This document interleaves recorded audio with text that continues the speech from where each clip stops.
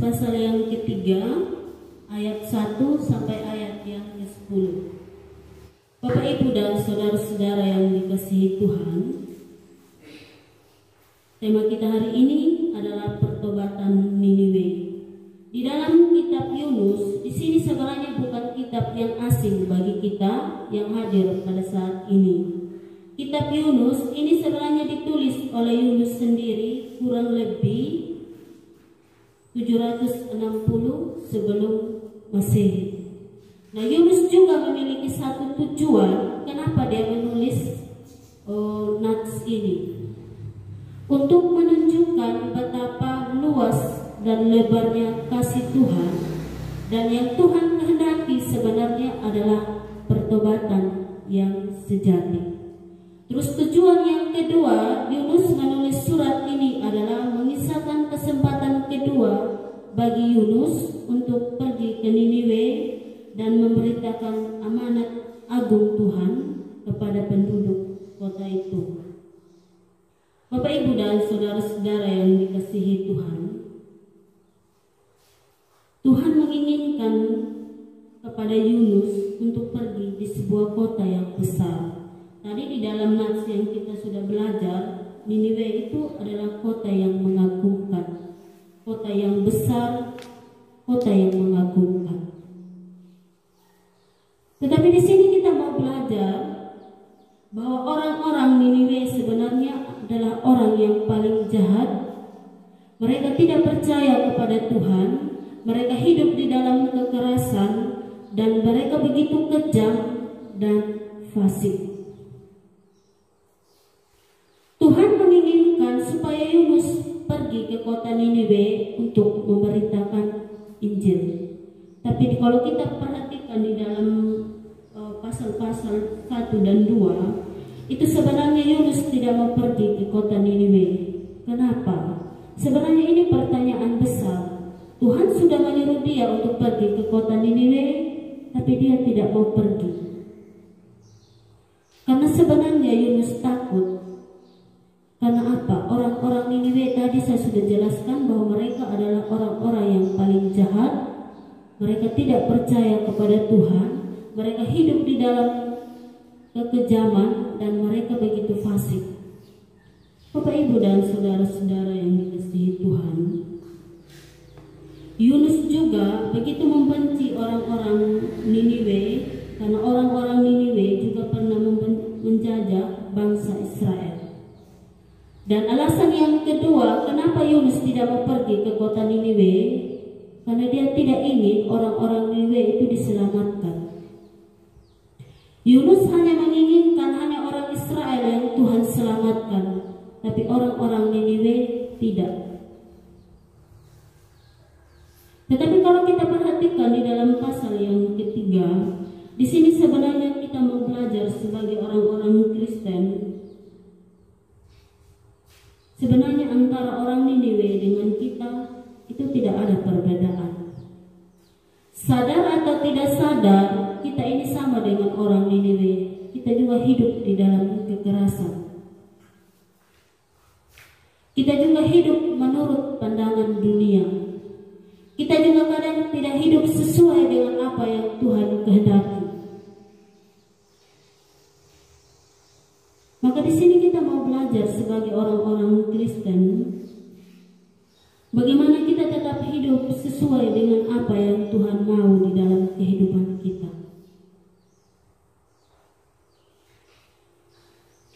Maka ada beberapa hal yang perlu kita pelajari di dalam nats yang kita belajar pada pagi hari ini. Yang pertama, bahwa rancangan Allah tidak dapat digagalkan manusia. Ayat yang kedua, bangunlah, pergilah ke Niniwe, kota yang besar itu, dan sampaikanlah kepadanya seruan yang kufirmankan kepadamu. Bapak Ibu dan saudara-saudara yang dikasihi Tuhan, yang pertama adalah rancangan Allah tidak dapat digagalkan manusia. Bapak Ibu dan saudara-saudara yang dikasihi Tuhan, ketika Tuhan menyuruh Yunus untuk pergi ke kota Niniwe, awalnya Yunus menolak. Lalu dia pergi ke Tarsus. Mungkin Yunus berpikir berpikir ketika saya lari dari panggilan Tuhan, maka saya akan bebas. Ketika saya lari ke Tarsus, nanti di sana saya akan bebas dan saya bisa menikmati hidup sesuai dengan apa yang saya mau. Lalu Bapak Ibu dan saudara-saudara yang dikasihi Tuhan, ketika Yunus melarikan diri lalu pergi ke kota Tarsus, apakah rancangan Allah gagal? Tidak. Ketika dia lari ke Tarsus, dia juga mengalami masalah yang besar. Ketika dia naik kapal, lalu di situ mereka membuat suatu undi, dan yang kena undi adalah Yunus. Lalu Yunus dibuang di dalam laut. Apakah Yunus mati? Tidak. Yunus ada di dalam perut ikan itu 3 hari 3 malam, tapi Yunus masih hidup. Lalu ketika ikan memuntahkan dia, lalu dia ada di kota Niniwe. Bapak Ibu dan saudara-saudara yang dikasihi Tuhan, tidak ada manusia yang menggagalkan rancangan Allah. Mungkin Yunus berpikir bahwa apa? Kalau saya lari ke Tarsus, maka rancangan Allah gagal. Tapi tidak, Bapak Ibu dan saudara-saudara yang dikasihi Tuhan. Rancangan Allah tetap berjalan sesuai dengan apa yang Allah mau.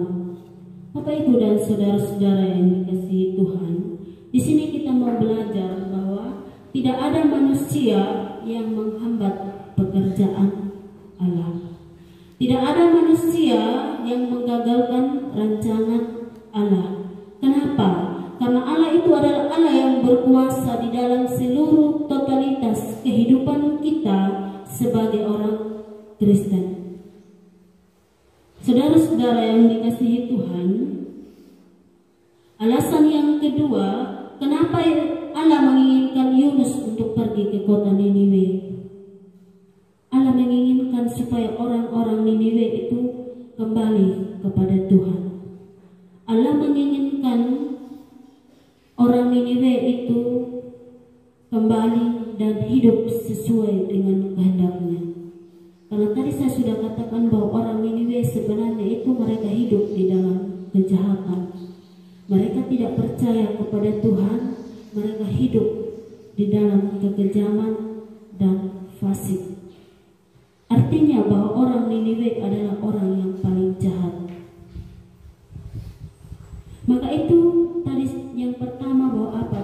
Allah menginginkan Yunus ini sebenarnya untuk pergi ke situ untuk memberitakan Injil supaya orang-orang Niniwe ini kembali dan hidup di dalam terang. Bagaimana mereka hidup di dalam pengenalan yang benar akan Allah? Bagaimana mereka orang Niniwe ini memiliki pertobatan yang sejati di dalam Kristus?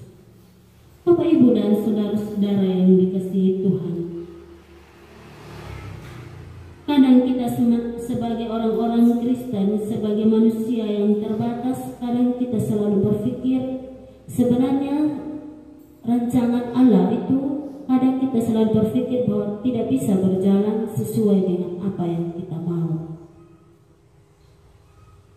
Tetapi satu hal yang saya katakan bahwa kita sebagai orang Kristen, sebagai manusia, tidak bisa menghambat pekerjaan Tuhan. Tuhan menginginkan satu hal yang besar bagi orang-orang Niniwe, supaya mereka ini sungguh-sungguh percaya kepada Allah. Tentu di dalam kehidupan kita sebagai orang-orang Kristen, kadang kita merasa egois. Kenapa saya katakan bahwa kadang kita merasa egois? Kadang kita selalu berpikir bahwa saya ini sudah jadi orang Kristen, jadi cukup saya yang mengenal Tuhan. Jadi orang lain yang ada di sekitar saya yang masih hidup di dalam kegelapan itu tidak penting. Yang paling penting adalah diri saya, bagaimana saya tetap hidup di dalam kebenaran, bagaimana saya tetap mengenal dan hidup di dalam Kristus. Kadang kita sebagai manusia, kadang kita merasa egois. Lalu kadang kita berpikir itu sebenarnya tugas hamba Tuhan untuk memberitakan Injil. Sebenarnya yang melakukan pekerjaan Tuhan itu adalah seorang hamba Tuhan, bukan tugas saya sebagai seorang Kristen. Tidak. Di sini kita mau belajar bagaimana kita menjadi orang-orang Kristen yang egois, yang kadang kita hanya memikirkan diri kita sendiri dan kita tidak pernah memikirkan keselamatan orang lain. Ini juga yang dilakukan Yunus. Yunus kan tidak menginginkan Tuhan menyelamatkan orang-orang Niniwe. Tapi yang Yunus mau sebenarnya apa? Cukup orang-orang Israel yang menjadi bangsa pilihan Tuhan. Cukup itu yang Tuhan selamatkan. Tapi orang Niniwe tidak. Tetapi ketika Yunus berpikir demikian, apakah rancangan Allah gagal? Tidak. Rancangan Allah bagi orang-orang Niniwe itu tetap berjalan sesuai dengan kehendaknya. Maka ketika Yunus pergi ke kota Niniwe dan Yunus memberitakan Injil, maka orang-orang saat itu, orang-orang Niniwe ini bukan menolak Yunus, tetapi mereka mengambil sebuah komitmen bagaimana mereka berpuasa dan berkabung di hadapan Allah. Bapak, Ibu, dan saudara-saudara yang dikasihi Tuhan, manusia tidak bisa menggagalkan rancangan Allah. Manusia juga tidak bisa menghambat pekerjaan Tuhan. Maka sebagai orang-orang Kristen, mari kita melakukan segala sesuatu sesuai dengan apa yang Tuhan kehendaki, bukan apa yang kita mau. Hal yang kedua yang perlu kita pelajari pada pagi hari ini adalah kepercayaan dan iman membawa keselamatan. Ayat yang keempat. Mulailah Yunus masuk ke dalam kota itu sehari perjalanan jauhnya, lalu berseru, 40 hari lagi maka Niniwe akan ditunggang balikan. Orang Niniwe percaya kepada Allah, lalu mereka mengumumkan puasa, dan mereka, baik orang dewasa maupun anak-anak, mereka mengenakan kain kabung. Bapak, Ibu, dan saudara-saudara yang dikasihi Tuhan, ketika Yunus mengatakan bahwa kota ini akan ditunggang balikan, artinya bahwa kota ini akan dihancurkan. Jadi respon orang Niniwe saat itu apa? Mereka berpuasa dan mereka berkabung. Mereka meresponi apa yang Yunus katakan, karena sebelum itu mereka sudah mendengar tentang Yunus, bahwa Yunus ini sebenarnya adalah seorang nabi Allah. Bapak, Ibu, dan saudara-saudara yang dikasihi Tuhan, orang Niniwe mereka menyadari dan mereka mau bertobat di hadapan Allah. Bagaimana dengan kehidupan kita? Sebenarnya kita tidak ada perbedaan dengan orang Niniwe. Sadar atau tidak sadar, kita juga sama dengan orang Niniwe. Tapi yang Tuhan kehendaki di dalam kehidupan kita, Tuhan menginginkan bagaimana kita memiliki pertobatan yang sungguh-sungguh di hadapan Tuhan. Jangan menjadi orang Kristen tanpa pertobatan. Biasanya kita bilang Kristen KTP, Kristen tanpa pertobatan. Kita menjadi orang Kristen mungkin karena dari orang tua. Kita mungkin menjadi orang Kristen karena saya ini sekolah, jadi saya butuh buku ibadah.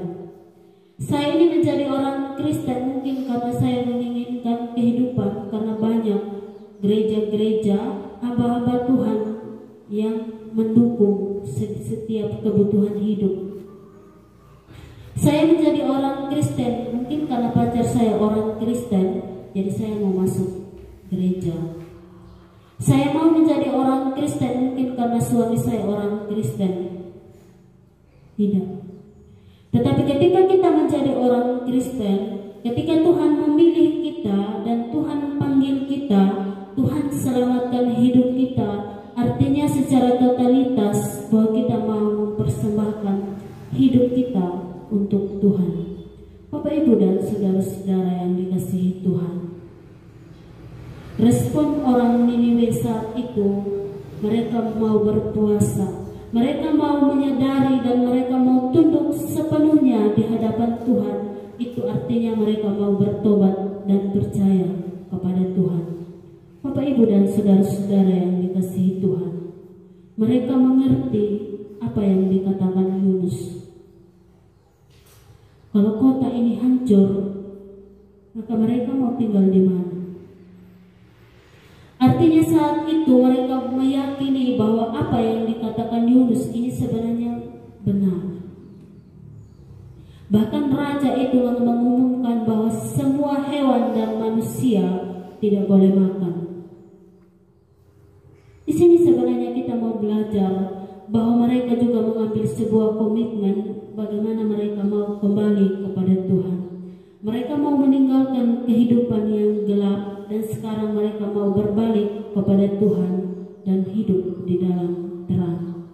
Bila kita mau menjadi orang-orang Kristen, bukan hanya menjadi orang Kristen yang KTP, tapi kita mau menjadi orang Kristen yang sungguh-sungguh hidup di dalam Kristus. Terus yang ketiga, yang terakhir, Niniwe mendapat kasih karunia dari Tuhan. Ayat 10.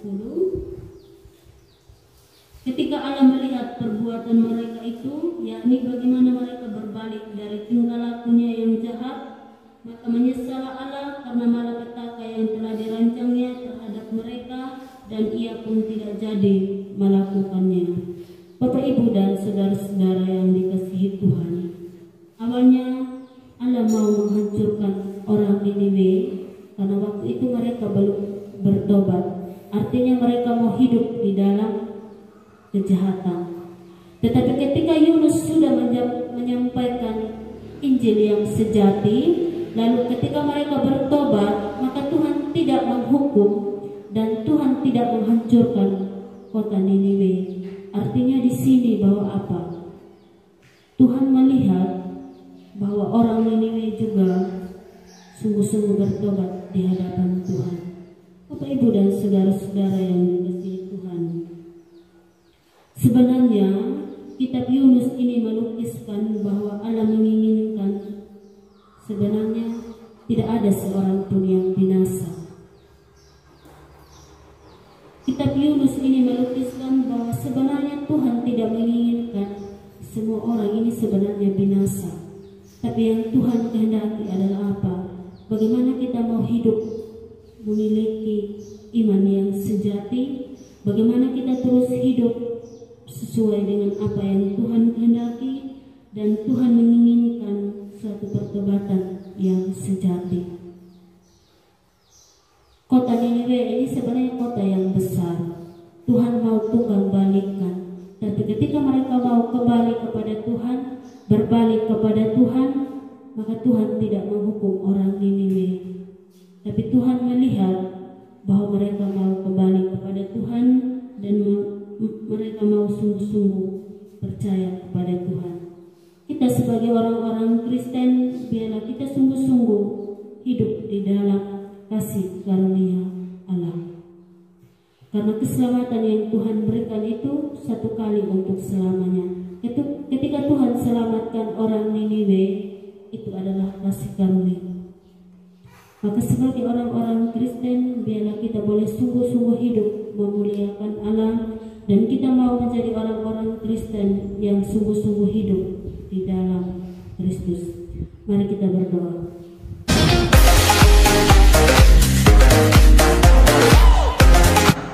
Lukas pasal yang ke-24 ayat yang ke-36 sampai ayat yang ke-49. Saya akan membacakan kepada kita firman Tuhan. Yesus menampakkan diri kepada semua murid. Dan sementara mereka bercakap-cakap tentang hal-hal itu, Yesus tiba-tiba berdiri di tengah-tengah mereka dan berkata kepada mereka, "Damai sejahtera bagi kamu."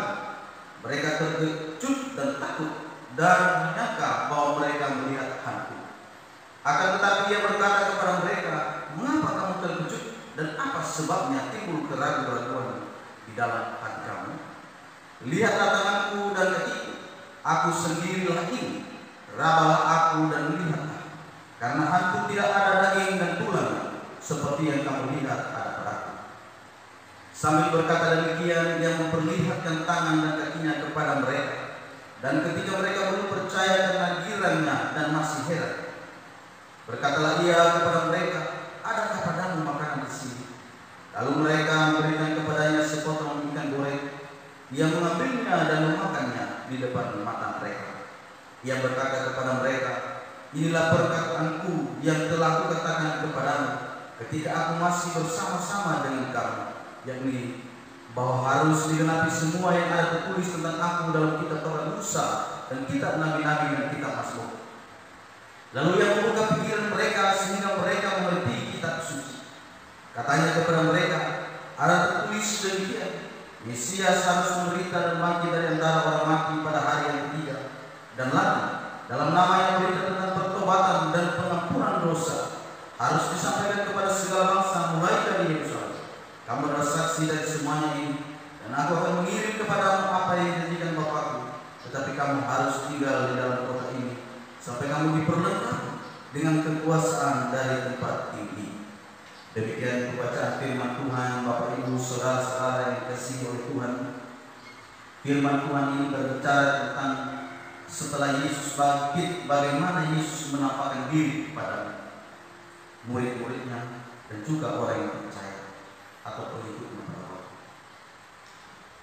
Jadi firman Tuhan ini berbicara tentang bagaimana Yesus menampakkan diri. Pada hari ini kita akan merenungkan bagaimana Yesus menampakkan diri. Maka pada hari ini Bapak Ibu saudara yang dikasihi oleh Tuhan, kita melihat bahwa zaman sekarang banyak sekali yang masih ragu-ragu tentang bagaimana Yesus bangkit dan menampakkan diri kepada murid-murid. Jangankan orang di zaman ini begitu banyak orang-orang pintar, orang-orang cerdas, kadang-kadang mereka tidak percaya dengan hal. Bahkan ada yang mengatakan bahwa ini hanya suatu halusinasi, hanya semacam mimpi dan segala macam. Itu tidak benar-benar Yesus menampakkan diri kepada murid-murid. Murid-muridnya hanya berpikir ini hanya sesuatu mimpi. Berhalusinasi mereka hanya karena keadaan kondisi mereka yang tidak benar. Peristiwa ini menjadi satu peristiwa yang masih diragukan oleh banyak, termasuk banyak orang-orang Kristen yang masih meragukan tentang ketuhanan Yesus Kristus. Mereka meragukan bahwa Yesus bangkit benar. Kita tahu bahwa penyelamatan daripada dosa-dosa umat Kristen tidak terlepas daripada kelahiran Yesus Kristus, kematian Yesus Kristus, dan juga kebangkitan. Maka kematian Yesus membuktikan kepada kita sesuatu hal, di mana Dia mau mempertemukan dirinya kepada setiap kita. Maka inilah yang menjadi bagian firman Tuhan yang harus kita renungkan pada hari ini. Mengapa kita harus merenungkan hal ini tentang Yesus menampakkan diri? Karena masalahnya banyak orang yang meragukan, banyak yang berpikir bahwa Yesus tidak benar-benar bangkit. Kalau kita melihat yang pertama, keraguan-keraguan yang ada, bahwa mereka berpikir Yesus tidak benar-benar menampakkan diri. Murid-murid Yesus hanya berhalusinasi. Tapi apakah itu betul? Kalau kita melihat di dalam empat kitab Injil, di mana diceritakan bahwa bagaimana Yesus menampakkan diri kepada murid-murid dalam tempat yang berbeda-beda, dengan orang yang berbeda-beda, dengan waktu yang berbeda-beda. Dan keempat penulis daripada kitab Injil, mereka menceritakan hal yang sama. Bisakah orang empat menulis tentang kitab Injil tetapi dengan satu kesamaan? Apakah mereka berhalusinasi tentang Yesus menampakkan diri? Ataukah dalam serentak itu orang yang berbeda-beda mereka berhalusinasi dengan hal yang sama tentang Yesus menampakkan diri kepada mereka? Kan ini hal yang tidak mungkin. Ketika orang banyak melihat Yesus naik ke surga, apakah ribuan orang berhalusinasi melihat Yesus terangkat ke surga? Tidak mungkin dalam bersamaan di situ semua orang berhalusinasi, wah Yesus naik ke surga. Tidak. Tetapi ini adalah hal yang fakta, di mana keempat menulis kitab ini mereka menyaksikan sesuatu hal bahwa ini benar-benar terjadi. Tidak mungkin surat mereka sebenarnya sama tentang Yesus menampakkan diri. So mereka orang yang berbeda. Mereka penulis yang berbeda, tetapi mereka menulis dalam satu cerita tentang Yesus menampakkan diri setelah dia. Maka ini yang pertama yang harus kita lihat di dalam kitab suci. Lalu yang kedua, bagaimana tentang keraguan yang terjadi. Banyak orang Kristen yang masih ragu-ragu tentang kepercayaan kepada Yesus Kristus. Ketika mereka berkata, apakah benar Yesus sudah bangkit? Apakah betul Yesus ada atau tidak? Ketika mereka menghadapi berbagai rintangan penderitaan, apakah betul Yesus benar-benar ada? Apakah Yesus ada untuk menolong kita atau tidak? Kita tidak heran, Bapak Ibu Saudara yang dikasihi oleh Tuhan, kalau kita melihat, kalau kita saja masih ada keraguan, tapi itulah sesuatu yang wajar terjadi. Sebab kalau kita melihat dalam kitab suci tadi, bahwa murid-murid Yesus ada suatu keraguan di dalam hati mereka. Kalau kita melihat tadi di dalam ayat yang ke-38, saya akan membacakan kepada kita.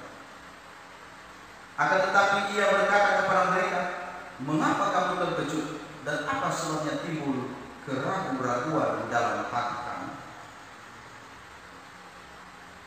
Yesus mengetahui bahwa setiap orang pengikutnya memiliki suatu keraguan-raguan di dalam.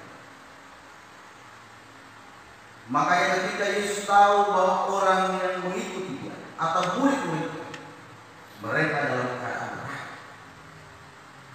maka Yesus menampakkan dirinya kepada mereka secara langsung. Yesus memperlihatkan bekas daripada paku yang ada di kakinya, di tangannya. Maka ini semuanya menjadi bukan keraguan. Maka ketika kita ragu, Bapak Ibu Saudara dikasihi oleh Tuhan, ketika kita bimbang, Yesus tahu. Yesus mengetahui apa yang menjadi kebutuhan. Tetapi apakah keraguan itu? Benar kita ragukan kepada Tuhan, kita serahkan kepada Tuhan, sehingga Tuhan turun tangan memberi kita suatu pencerahan, memberi kita pimpinan untuk kita bisa tahu dan mengerti apa jalan keluar dari keraguan kita. Tuhan telah memenuhi kita dengan hikmah. Tuhan memenuhi kita dengan kebijaksanaan. Tuhan memberikan kita pengetahuan dan segala macam. Tetapi apakah kita mempergunakan itu untuk berpikir bagaimana kita benar-benar memikirkan bagaimana Tuhan melihat keadaan kita. Kadang-kadang orang banyak berpikir bahwa ketika mereka dalam kebimbangan, dalam keraguan, dalam ketakutan, mereka berpikir tidak ada jalan keluar. Mereka menyerah, mereka tidak ada lagi suatu semangat. Tetapi Bapak Ibu Saudara yang dikasihi oleh Tuhan, lebih daripada Tuhan tahu, dan Tuhan bisa hadir untuk menjelaskan kepada kita. Yang menjelaskan kita lewat firman Tuhan, yang menjelaskan kita lewat perenungan firman Tuhan. Sebab Tuhan telah berbicara kepada kita lewat firman Tuhan yang ada, lewat kitab suci. Dan kitab suci itu sudah cukup bagi kita untuk Tuhan menjelaskan kepada kita. Dan apakah perlu kita harus mengetahui semua tentang Tuhan? Tidak perlu. Sebab sejauh mana kita mengenal Tuhan, hanya sejauh mana Tuhan memperkenalkan dirinya kepada kita. Bukankah kita tidak mungkin mengenal pencipta kita secara sempurna? Sebab kita hanyalah ciptaan. Dan semua hal tidak mungkin di dalam diri Tuhan Dia memberitahukan kepada orang. Tetapi sebagian yang Dia mau perkenalkan, maka itulah sebatas itu yang kita tahu. Banyak orang pengen tahu tentang Tuhan begitu banyak di luar daripada firman. Mereka ingin tahu apa yang Tuhan bicara kepada mereka.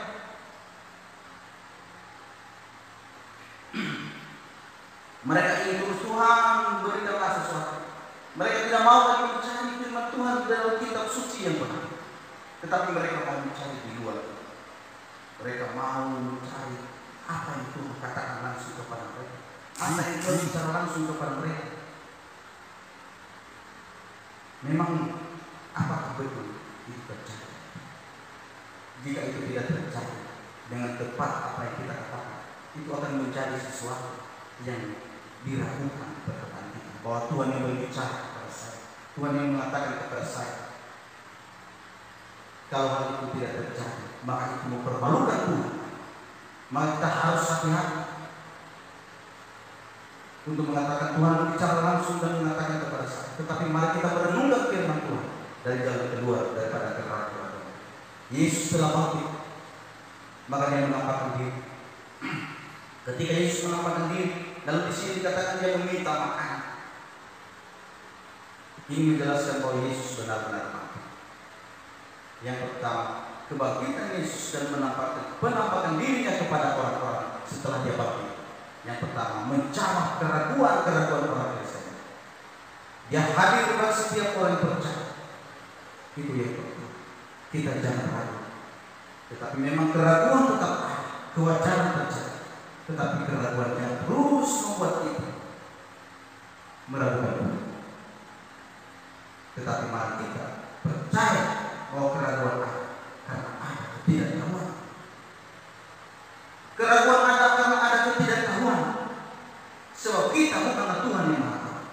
Maka setiap kita memiliki namanya keraguan karena kita tidak tahu. Maka ketika engkau tidak tahu, maka timbul keraguan di dalam. Jika engkau tahu, tidak mungkin engkau. Tetapi karena ada ketidaktahuan manusia, maka dia harus mencari yang Maha untuk boleh terlepas daripada keraguan. Apakah dalam 4-5 hari ke depan, apakah Anda tahu bahwa Anda sakit atau tidak? Tentu Anda tidak. Maka oleh karena itu ada keraguan di dalam hati. Wah, jangan-jangan saya bisa sakit dan segala. Maka keraguan inilah yang membuat kita untuk bisa kita mundur dari iman. Tetapi mari, keraguan ini karena ada ketidaktahuan kita sebagai manusia yang terbatas. Maka mari kita berdoa kepada Yang Maha Tahu untuk yang memberi kita hikmat bijaksana, untuk kita bisa membaca firman Tuhan, merenungkan firman Tuhan, merenungkan jalan-jalan Tuhan, untuk kita bisa tahu apa yang harus kita lakukan. Maka ketika kita menyelesaikan itu, kita bisa kuat di dalam masa-masa yang sulit. Yang kedua, apa yang menjadi bagian kita ketika kita membaca tentang cerita kebangkitan dan penampakan daripada Yesus Kristus. Saya membaca kepada kita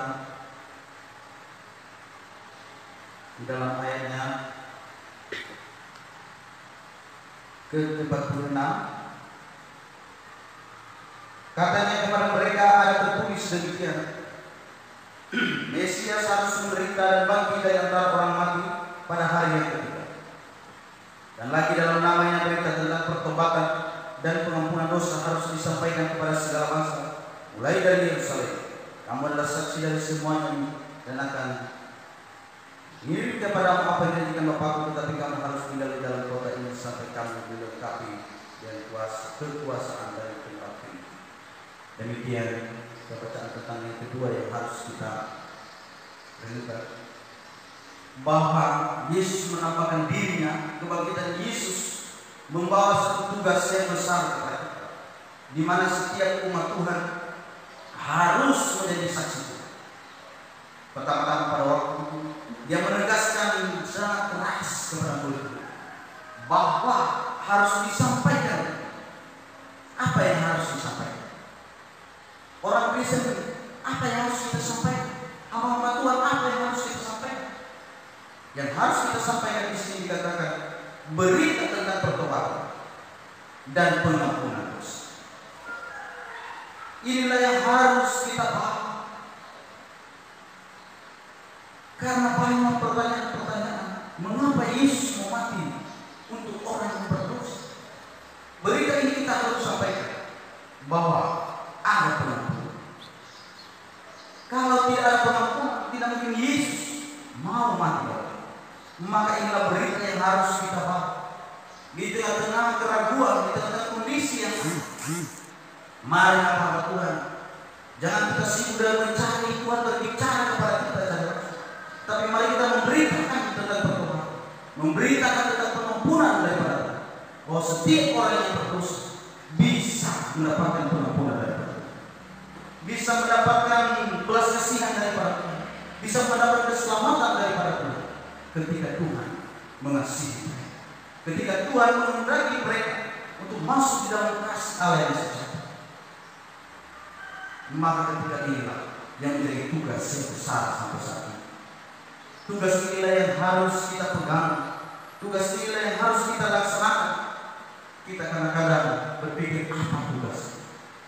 Maka tugas inilah yang menjadi tugas terbesar di dalam orang-orang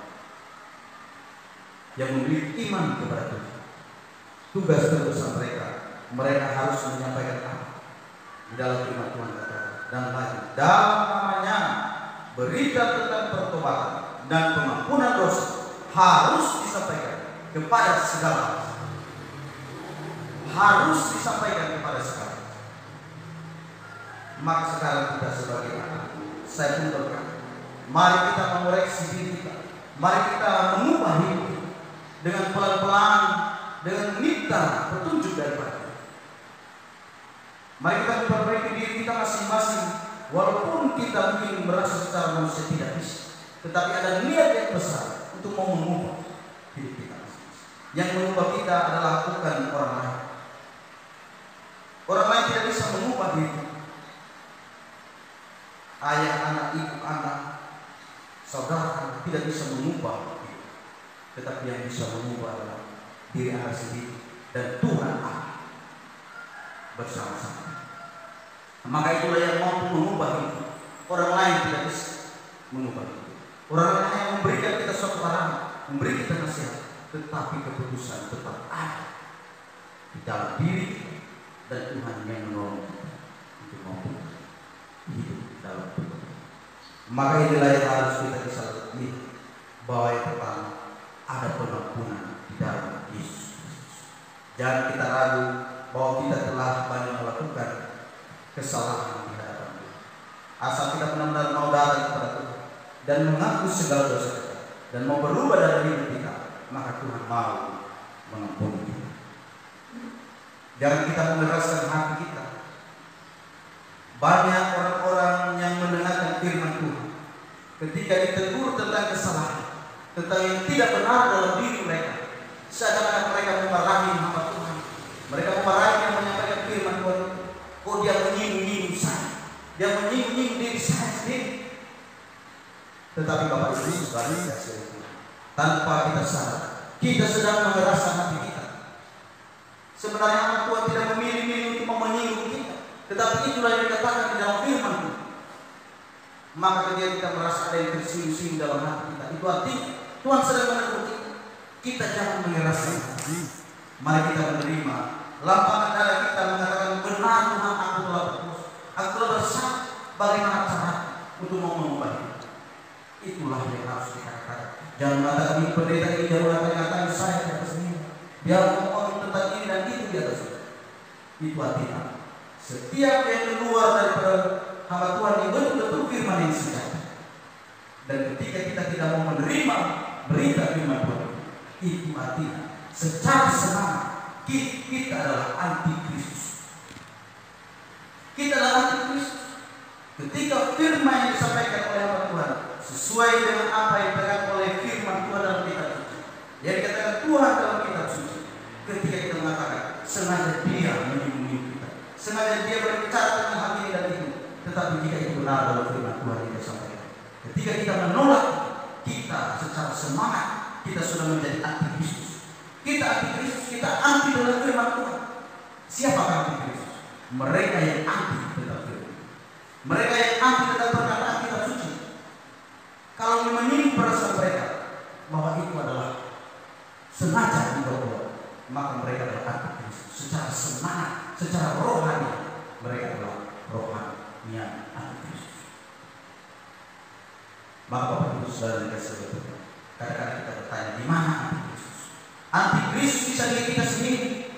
Ketika kita menolak firman Tuhan, menolak beribadah kepada Tuhan, engkau secara semangat, secara rohani sudah menjadi anti-Kristus. Tidak mau menyembah Kristus, tidak mau memuji Kristus, itu sudah kita menjadi anti-Kristus. Kita menunggu-nunggu orang yang benar-benar gagah menjadi anti-Kristus. Kita menunggu suatu kuasa yang besar atau pemimpin yang besar, tetapi secara semangat kita tidak sadar kita adalah anti-Kristus. Kita tidak mau menerima pertobatan, tidak mau menerima pengampunan daripada Tuhan, tidak mau mengoreksi diri, maka ini dari artinya kita anti-Kristus. Secara semangat, secara rohani, kita keras kepala, kita mengeraskan hati, tidak mau menyerahkan diri kepada Engkau anti-Kristus. Sebab kita anti tentang ajaran itu. Ya. Kalau Tuhan katakan marilah engkau berubah, marilah engkau baik, marilah engkau melihat ya apa yang ada dalam firman. Biar dulu, tunggu dulu. Ini artinya apa? Anti tentang ajaran.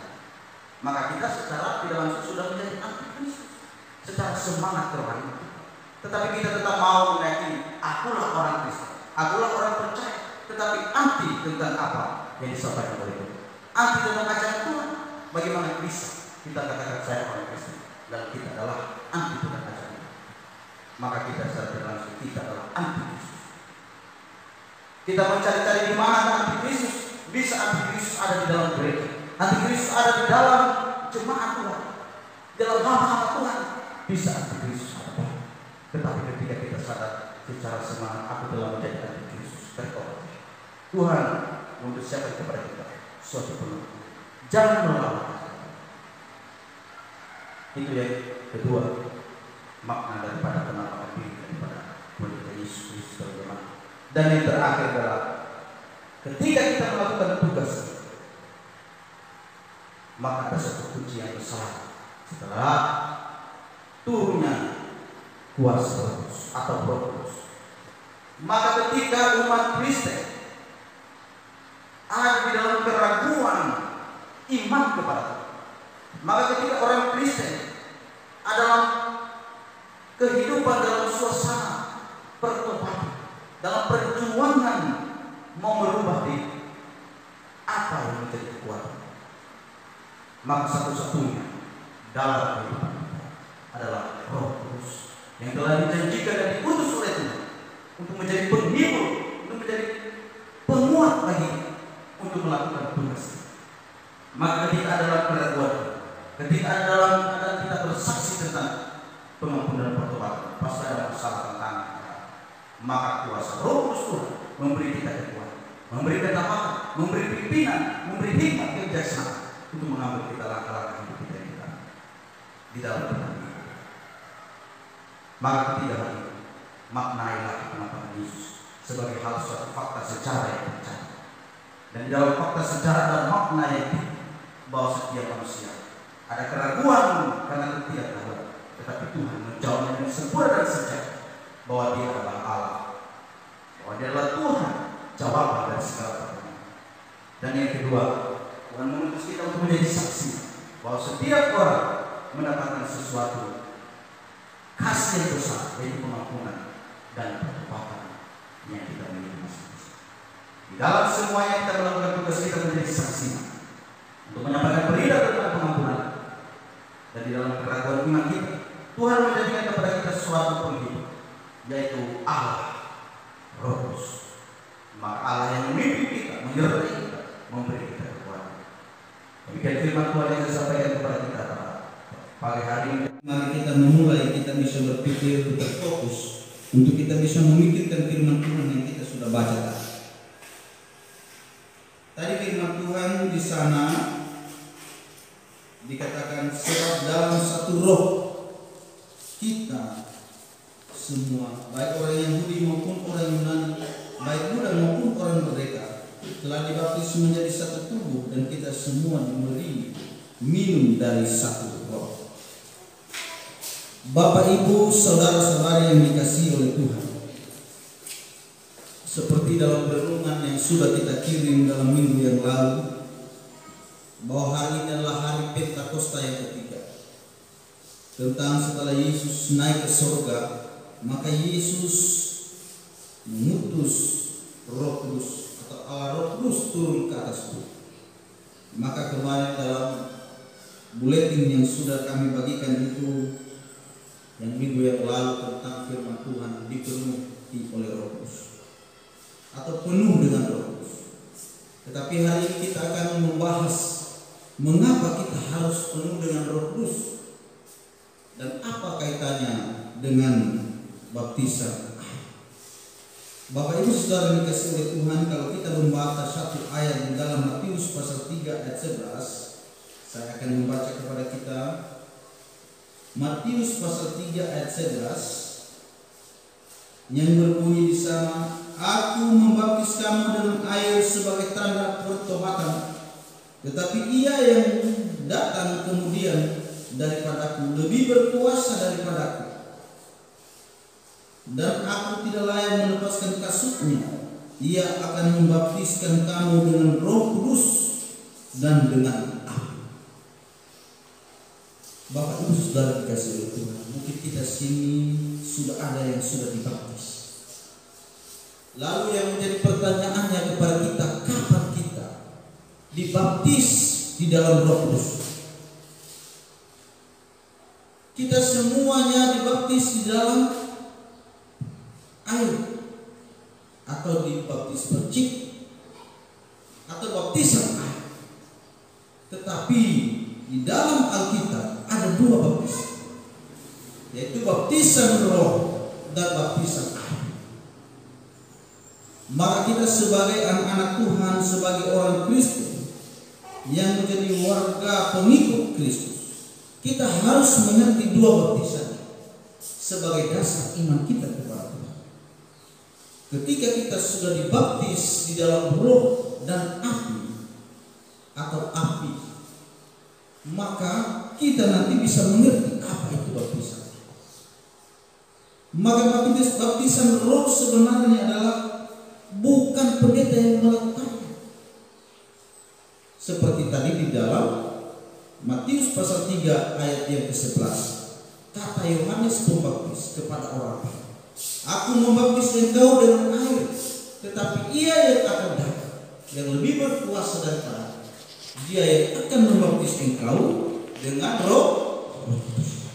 Maka siapa yang membaptis dengan Roh Kudus? Tuhan sendiri. Maka kita semua yang percaya kepada Yesus, kita sudah dibaptis di dalam Roh Kudus. Kapan itu terjadi? Ketika itu terjadi, ketika kita mengalami pertobatan iman.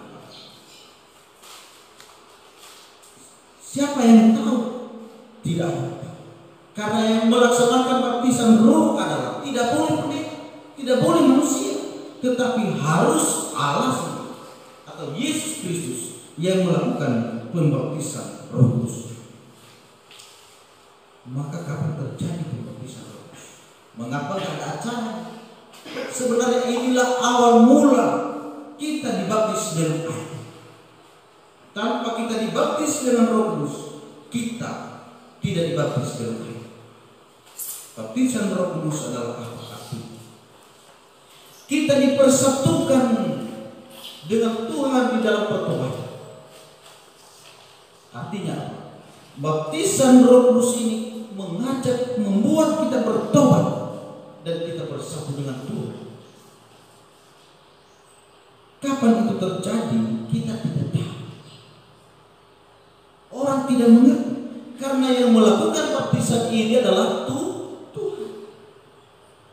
Makanya di dalam ajarannya kita bahwa keselamatan itu 100% dari Allah. Tidak ada kerja keras dari manusia. Kenapa? Ketika Tuhan mau membuat kita bertobat, secara diam-diam Allah Roh Kudus ini bekerja di dalam hati kita. Ini namanya mulai ada baptisan Roh Kudus. Ketika kita mulai mengalami sesuatu perubahan dalam hidup kita nggak mengerti. Ketika kita sudah mendengar firman Tuhan atau kita mendengar ajakan orang lain, lalu kita semacam ada gairah, ada kemauan untuk mau mengikuti. Sebenarnya itu hal yang mungkin kalau kita diajak bisa saja kita menolak, tetapi kemauan kita, hati kita tidak bisa tolak. Kenapa? Karena ini adalah pekerjaan daripada siapa yang mampu menolak pekerjaan itu. Makanya ini namanya keselamatan tidak bisa ditolak. Ketika Roh Kudus mulai bekerja di dalam hidup kita, siapa yang bisa menolak? Karena waktunya kita tidak tahu. Lalu mulai kita mengatakan, kenapa saya jadi pengen mau belajar?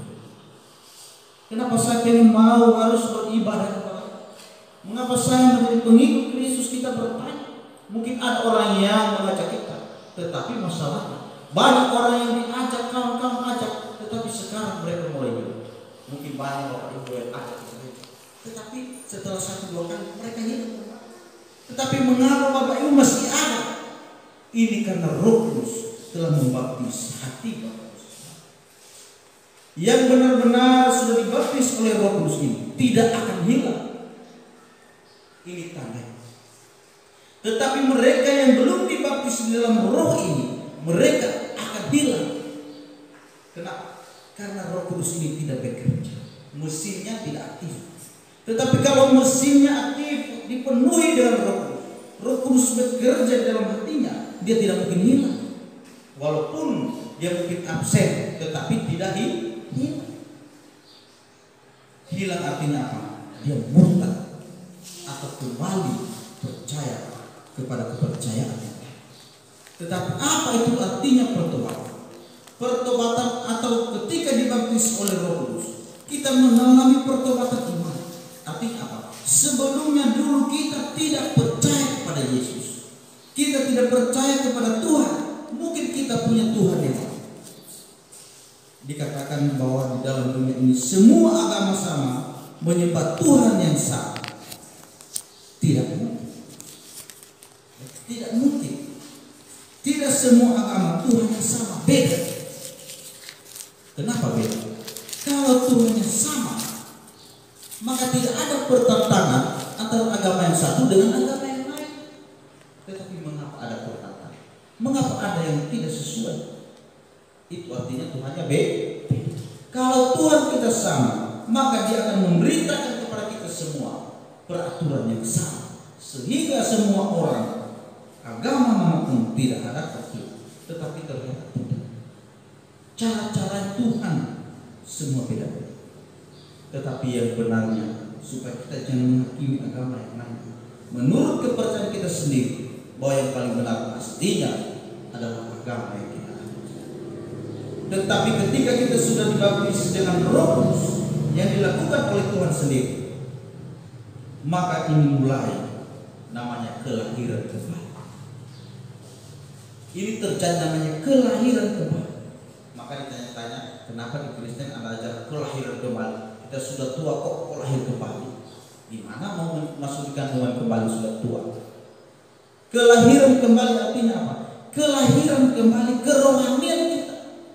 Yang kerohanian kita sudah mati, yang tidak mengenal pencipta kita, yang tidak mengenal Yesus sebagai juru selamat kita, yang tidak mengenal tentang yang baik dan benar sesuai Alkitab. Akhirnya kita lahir kembali jiwa kita menjadi tahu, menjadi mengerti, menjadi masuk akal, menjadi kita percaya. Ini namanya apa? Kerohaniannya yang lahir kembali, bukan fisiknya yang lahir kembali, tetapi kerohanian, pengenalan kembali kepada Tuhan.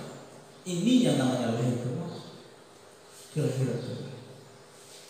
Lalu ketika kita sudah lahir kembali, pertama tadi terjadi namanya apa? Baptisan Roh Kudus. Lalu kita mengalami pertobatan iman, kita menjadi percaya kepada Yesus. Lalu terjadi kelahiran kembali. Kelahiran kembali sama dengan namanya panggilan efektif atau panggilan Injil. Ada semacam panggilan di dalam hati kita yang memanggil kita. Mari ikut aku. Mari ikut gereja.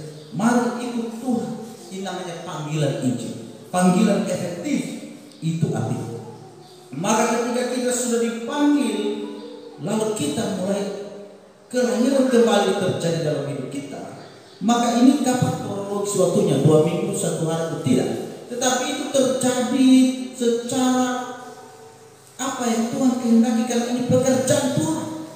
Tetapi kita bisa melihat dalam buah kehidupan kerohanian kita. Tetapi setelah kita mengalami ini, maka kita mulai apa? Kita mulai mengalami namanya penuh dengan Roh Kudus. Ya. Setelah kita dibaptis dengan Roh Kudus tadi, lalu kita mengalami pertobatan kelahiran kembali, lalu kita mengalami namanya penuh dengan Roh Kudus.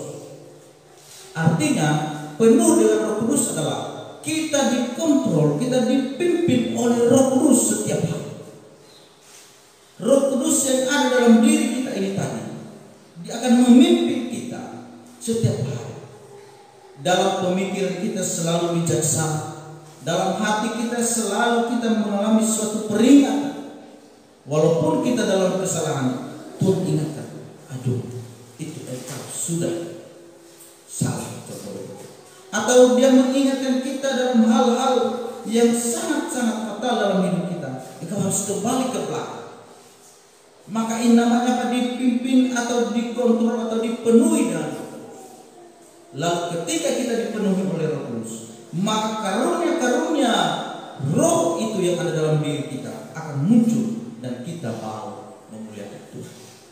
Contohnya, suara kita, tidak semua orang suaranya baik. Orang semua bisa bernyanyi, tetapi karunia bernyanyi baik itu tidak semua. Lalu ketika kita bisa bernyanyi, lalu dengan Roh Kudus memberi kita semangat untuk mau menyanyikan lagu-lagu rohani, untuk menyembah.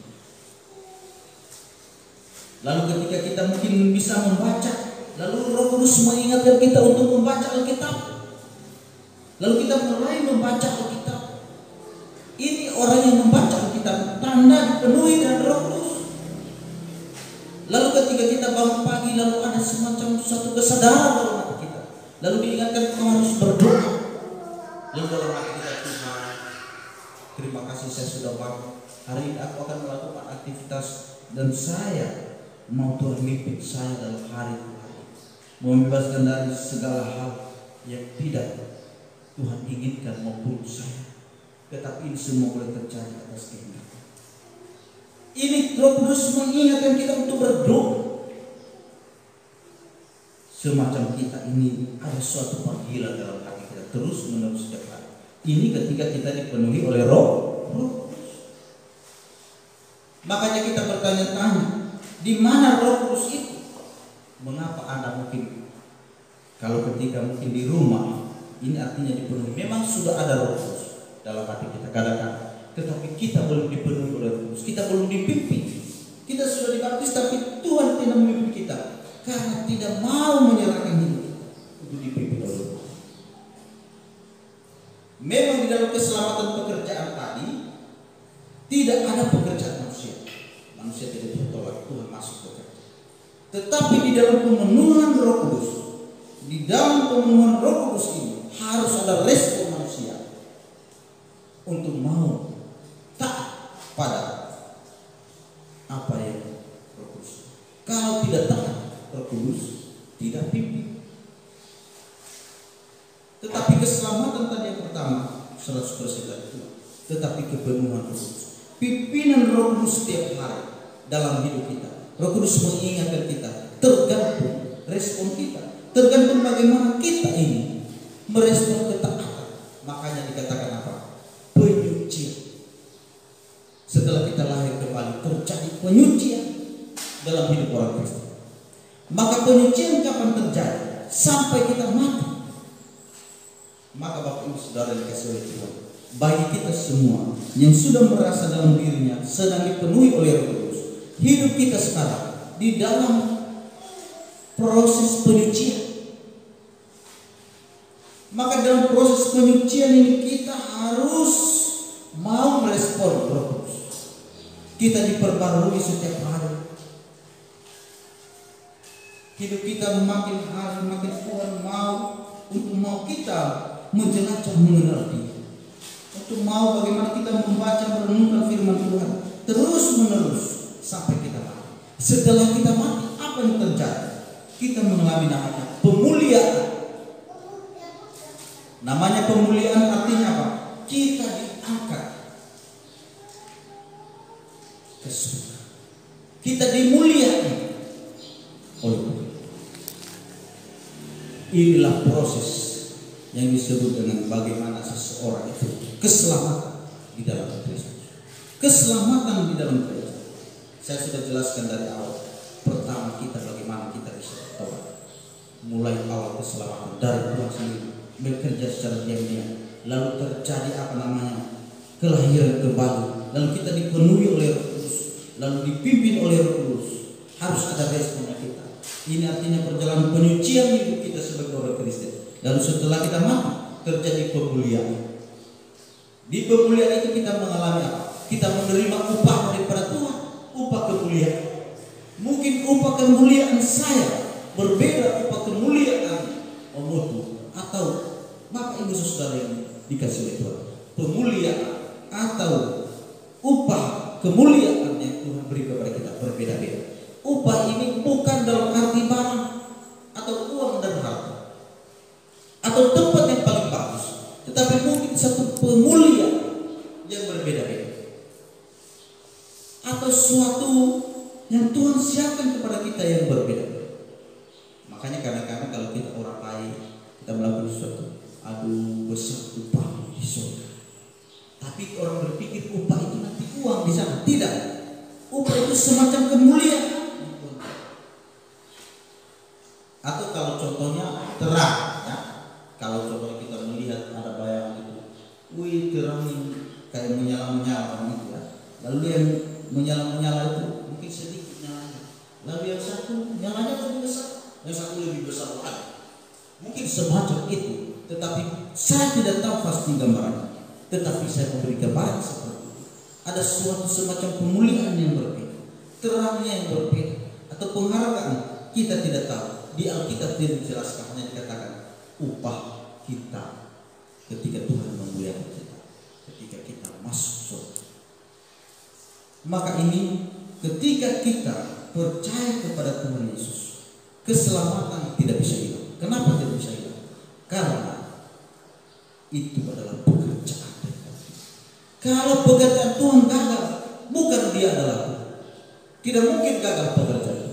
Keselamatan yang Tuhan kerjakan dalam hidup kita tidak mungkin gagal, karena dia bekerja kepada siapa yang dia mau, kepada siapa yang dia pilih. Dikatakan oleh firman Tuhan di dalam Efesus bahwa kita telah ditentukan sebelum dunia sedia.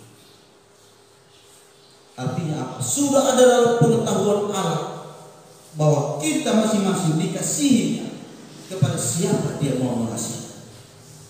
Dia mau bekerja tadi baptis Roh Kudus kepada siapa yang dia mau baptis Roh Kudus. Lalu kita tidak bisa tahu mengapa kok anakmu nggak masuk gereja. Tetapi kita tidak tahu. Mungkin dia sudah dibaptis Roh Kudus, hanya dia belum mengalami panggilan efektif atau panggilan Injil. Dia mungkin belum mengenal tentang Injil atau mengenal tentang Yesus. Dia belum diberitakan. Sekarang kita tidak mengerti, kita tidak tahu siapa yang sudah dibaptis oleh Roh Kudus. Makanya kita harus mengabarkan Injil. Ketika kita mengabarkan Injil kepada yang sudah dibaptis oleh Roh Kudus, mereka ini akan berespon cepat. Ya, akan berespon cepat dan terjadi. Makanya kenapa kita harus mengabarkan kebenaran? Ini adalah syarat kita sebagai orang Kristen, tugas kita. Maka ini adalah kita bisa mengajak mereka 1-2 kali ke gereja. Ketika mereka mendengarkan tentang Injil, lalu mereka bisa meresponnya. Ini artinya orang ini sudah dibaptis oleh Allah. Tetapi banyak juga mungkin dalam hatinya dia tidak mengalami baptisan Roh Kudus, tapi hanya karena keinginan di luar diri atau keinginannya saja, lalu dia mau untuk menjadi orang Kristen. Nanti suatu saat yang begitu akan hilang. Akan hilang. Kenapa? Karena dia tidak dibaptis oleh Roh Kudus, tidak bisa bertahan. Dia tidak dipimpin, tidak dipenuhi oleh Roh Kudus. Kalau dipenuhi oleh Roh Kudus, ada Roh Kudus yang mengingatkan kita, semacam yang berbicara dalam hati. Mungkin pernah suatu kali Bapak Ibu duduk di rumah, lalu tiba-tiba terlintas dalam pikiran Bapak Ibu, mau Anda berdoa kepada Tuhan? Atau, aduh, saya pengennya berdoa. Aduh, saya pengennya untuk baca firman Tuhan. Kadang-kadang terjadi seperti itu. Ini adalah ada Roh Kudus yang mengingatkan, yang memimpin kita. Artinya kita sudah penuh dengan Roh Kudus. Dia menuntun kita kepada pembacaan firman Tuhan, menuntun kita kepada berdoa. Tapi kadang kita ketika ada suara, ketika ada semacam gairah yang mengajak kita untuk mau berdoa, membaca firman Tuhan, merenungkan firman Tuhan, kita menghiraukan, kita menolak. Saya sibuk, nanti aja lah. Tetapi sebenarnya Roh Kudus menyuruh kita Terus mungkin kita ingatkan, tetapi kadang kita manusia, kita menghiraukan. Itu hanya semacam halusinasi saja.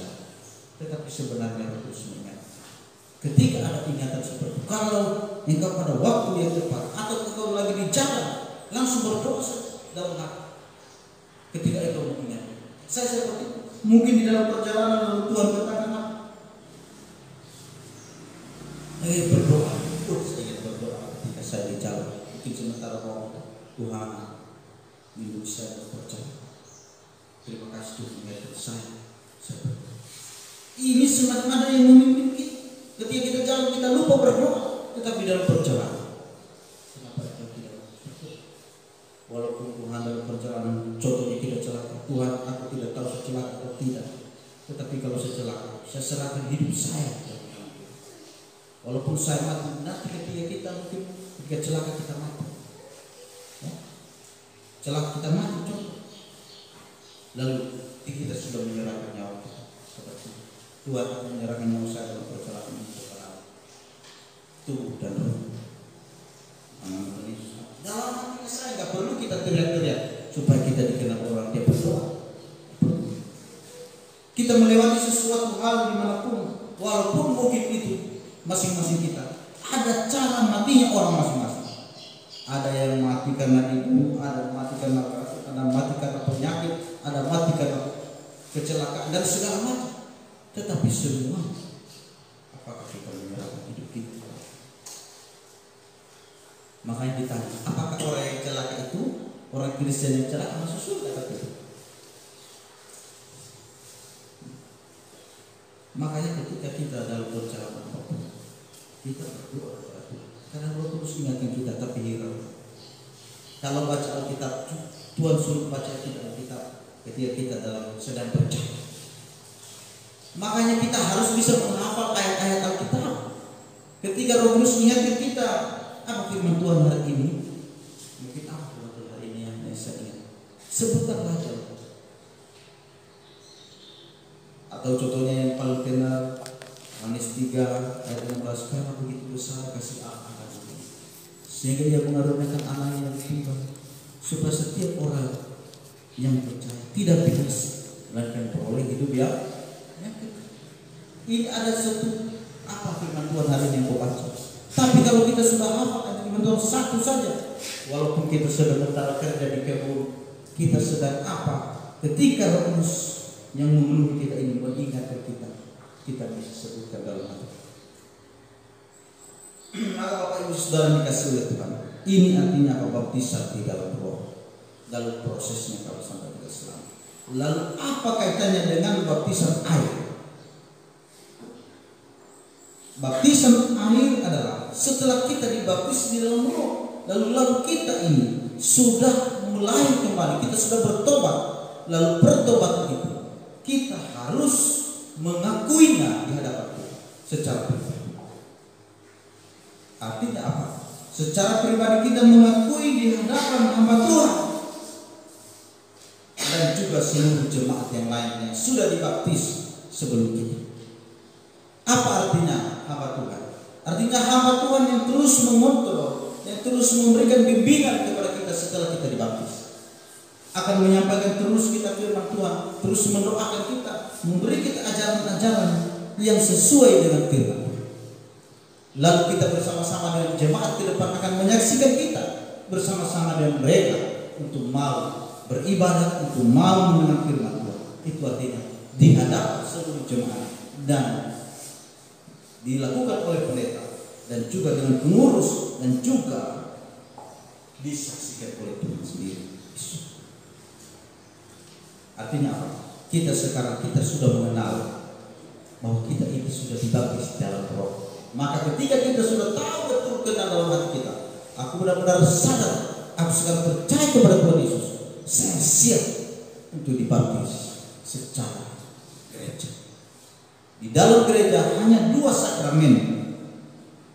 Yang pertama, perjamuan kudus, makan minum tubuh dan darah Kristus. Yang kedua, baptisan. Kalau agama yang lain seperti kita, kalau Kristen Katolik, kalau tidak salah ada 5 sakramen. Kalau kita hanya 2 sakramen, yaitu kita sakramen perjamuan Roh Kudus, perjamuan kudus, yaitu baptisan, yang kedua baptisan. Artinya sakramen artinya apa? Sakral. Artinya sakral itu sangat tidak bisa tidak dilakukan. Itu sangat-sangat harus dihargai. Itu harus dihormati. Kedua hal ini sakramen.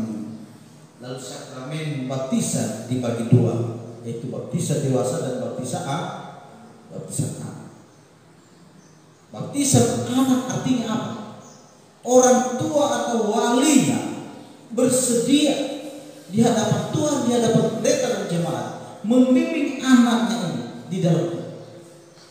Jadi kalau dia tidak bersedia ke depan, tidak membimbing dalam Tuhan anaknya, dia berdosa. Mengapa dia berdosa? Dia sudah berjanji di hadapan Tuhan, di hadapan pendeta, di hadapan pengurus dan jemaat, bahwa aku mau membawa anakku kepada Tuhan, lalu aku mau nanti membimbing dia. Percaya kepada Tuhan, taat kepada Tuhan. Lalu kalau dia tidak bimbingnya, dia nanti bersama. Kita harus bersedia sebagai orang tua untuk mau membimbing anak ini. Ini artinya membawa anak baptisan nanti kalau dia sudah dibaptis dengan air, kalau dia sudah besar nanti tidak lagi dibaptis dengan air, hanya dengan dia menerima sidi atau dia diberi ajaran yang lebih besar. Lalu ketika dia sudah mengerti betul ajaran itu, lalu terlepas dari bimbingan orang tua, lalu dia bisa mandiri sendiri di dalam iman. Maka kalau orang tua setelah anaknya itu disini, dia baru bebas dari pengakuannya ketika dia bawa anaknya baptis. Sebenarnya anaknya sekarang yang dia dulu katakan aku bimbing di dalam Tuhan, sekarang dia sendiri berdiri di hadapan Tuhan untuk mau bertanggung jawab beriman kepada Tuhan. Itu adalah kesenangan orang tua, keberhasilan orang tua, bahwa dia sudah membimbing anaknya yang dia katakan dulu ketika baptis anak. Aku berjanji sebagai orang tua akan mendidik anak di dalam Tuhan. Ada itu ketika pendeta tanyakan, apakah kau bersedia membimbing anak di dalam Tuhan? Iya, bersedia. Bapak Ibu Saudara dikasihi Tuhan, ketika anak kita yang dulu kita bawa besar, nanti kalau dia sudah besar, lalu dia sendiri nanti maju tanpa kita lagi sebagai orang tua, maka di situ janji kita itu putus, bahwa kita lagi tidak lagi dia anak-anak di dalam rohani, tetapi dia sudah bertanggung jawab sendiri. Dia sudah berucap sendiri, aku percaya kepada Tuhan. Ini bukan artinya kadang-kadang orang tua begini, kalau anak-anak berdosa, kalau nanti saya bawa baptisan anak, nanti dosanya anak masuk di saya. Tidak. Bukan artinya kita menanggung dosa anak, tidak.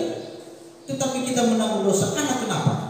Karena kita berjanji memimpin dia di dalam Tuhan, lalu kita tidak memimpin dia, kita tidak membimbing dia, lalu itu yang menjadi dosa kita. Bukan dosa anak yang mau masuk ke kita, dosa kita sendiri yang sudah berjanji di hadapan Tuhan mau mendidik anak dalam Tuhan, tetapi kita tidak melakukan, lalu makanya dosa itu masuk di kita. Tetapi anaknya sendiri ketika dia sudah berdiri sendiri di hadapan banyak jemaat, dia berkata, aku percaya kepada Yesus. Tidak perlu lagi orang tua di samping, tidak perlu ada wali lagi. Aku berani sendiri percaya kepada Tuhan. Ini namanya baptisan dewasa. Ini namanya kita sudah dewasa secara Tuhan. Kita bisa memimpin diri sendiri. Orang tua lega juga. Wah, kalau anak saya ini nanti, karena saya sudah berjanji sama Tuhan, terus tugas kita sampai dia dewasa. Tugas kita itu bahaya. Maka kadang-kadang ini hal-hal yang kecil begini kita tidak perhatikan. Kadang-kadang tidak menjadi kesejahteraan dalam rumah tangga. Karena kita membiarkan anak-anak kita senang kita sudah berjanji. Kalau kita mengkhianati janji, pasti kita ada kebencian. Tetapi Tuhan tidak mungkin benci kita. Mungkin Dia memberi kita suatu ajaran kasih sayang. Dia memberi kita suatu ajaran. Dia mungkin mengingatkan kita, dia mencubit sedikit. Mungkin. Maka Bapak Ibu Saudara yang dikasihi oleh Tuhan, mungkin ketika pasangan kita aja mengkhianati kita, dia tidak menepati janji, kita mulai kamu ini dasar tidak pernah setia, tidak pernah menepati janji. Kita sudah mulai sudah mulai payah, kita sudah mulai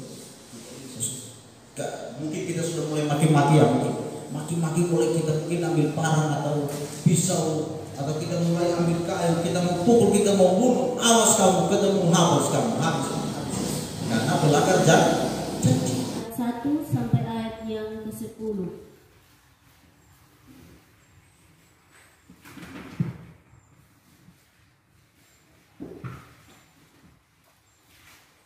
Efesus pasal 2 ayat 1 sampai ayat yang ke-10.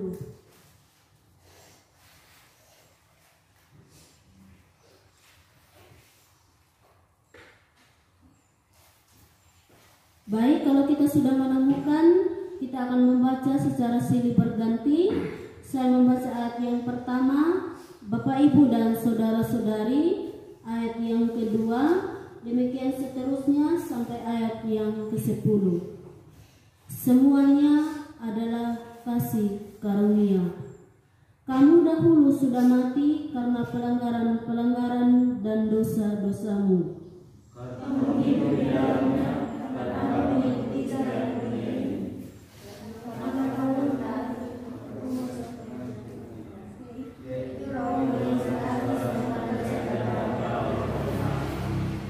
sebenarnya dahulu kami semua juga terhitung di antara mereka, ketika kami hidup di dalam hawa nafsu daging dan menuruti kehendak daging dan pikiran kami yang jahat. Pada dasarnya kami adalah orang-orang yang harus dimurkai, sama seperti mereka yang lain.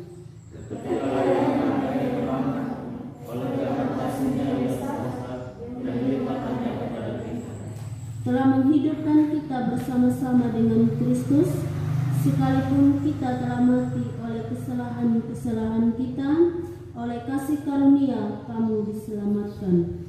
Dan di dalam Kristus Yesus dia telah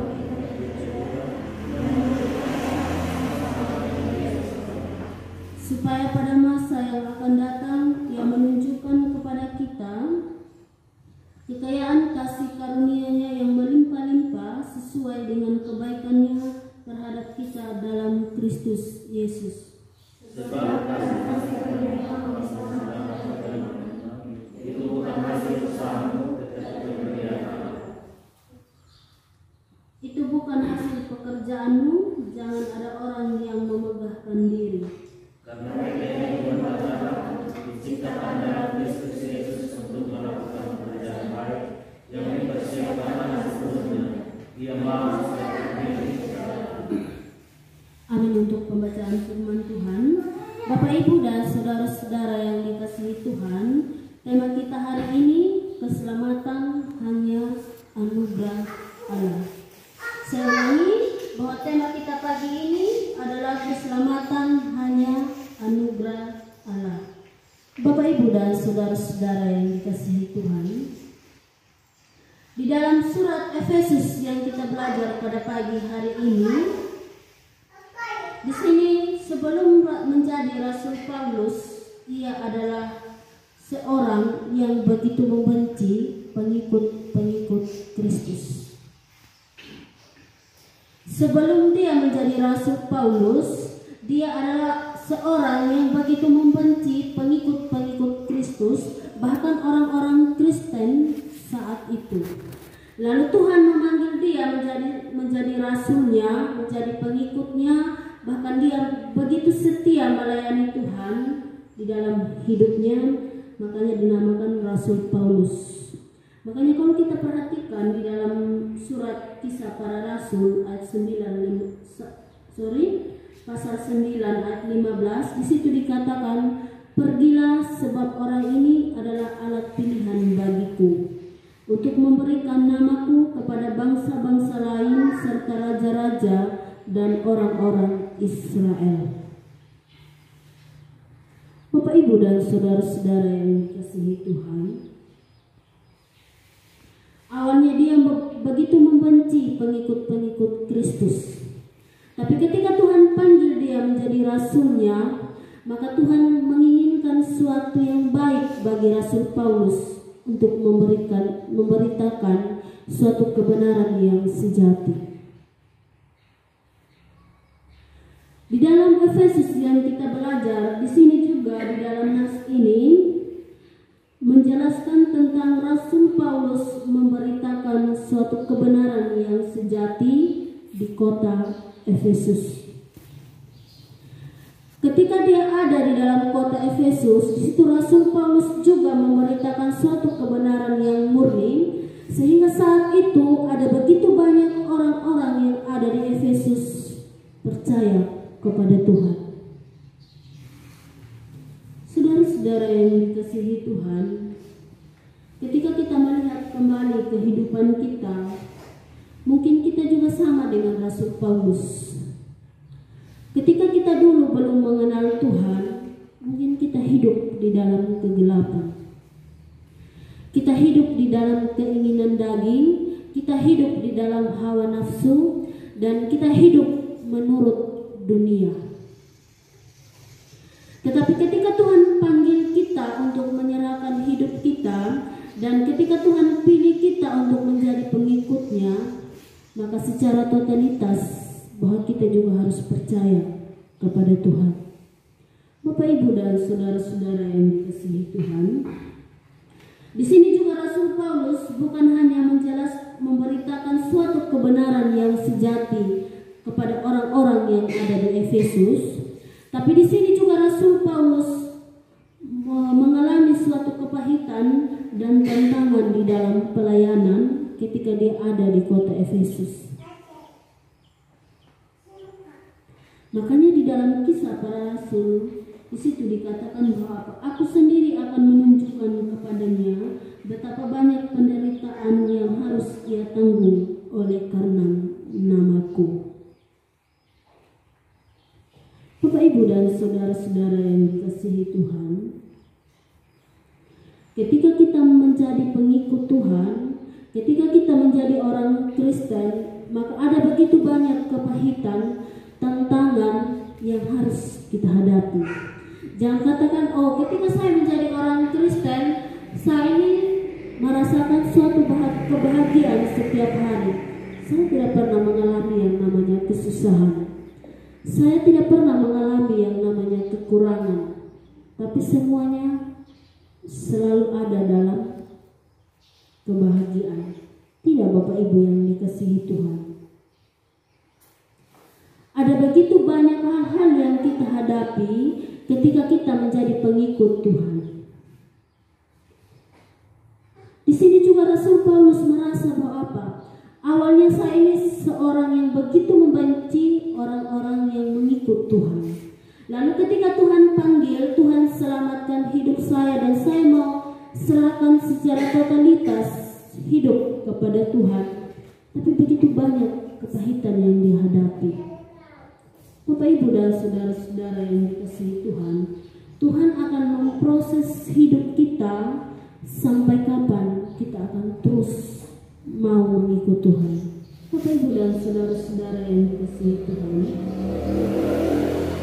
menjadi pertanyaan bagi kita saat ini, sudahkah kita menerima Kristus dan mengakui bahwa Kristus adalah satu-satunya Allah yang berdaulat di dalam kehidupan kita, atau kita masih terus menjadi orang Kristen, orang yang percaya kepada Tuhan, tapi kadang hati kita belum 100% untuk menerima Kristus.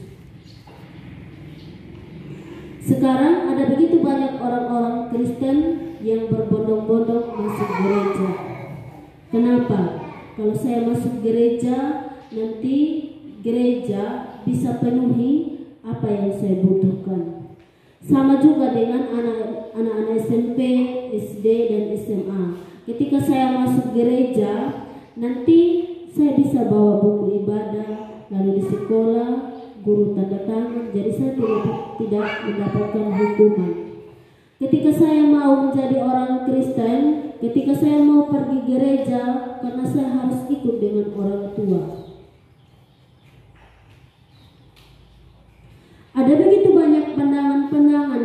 terjadi di dalam dunia kekristenan saat ini.